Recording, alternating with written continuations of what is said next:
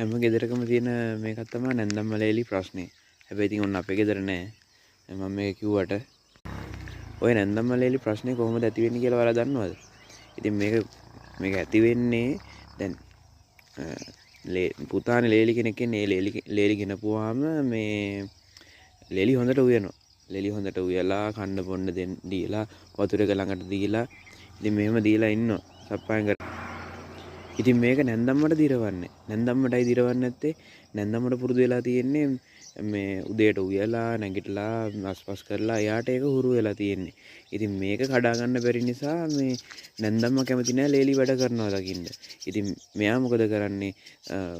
දුව උයන එකට හොරෙන් ලුණු වක් කරනවා ගෙනල්ලා. ලුණු අහුරක් දානවා ගෙනල්ලා. එතකොට අරක හොද්ද කන්න බෑ. රහට තියෙන හොද්ද කන්න බෑ. ඉතින් නැන්දම්මලා කැමති නැත්තේ ආන් ඒ සංසිද්ධිය නිසා. මොකද එයා කරොත් විතරයි ඒ වැඩේ හරිය කියන මතය තමයි නැන්දම්මලා ජීවත් වෙන්නේ.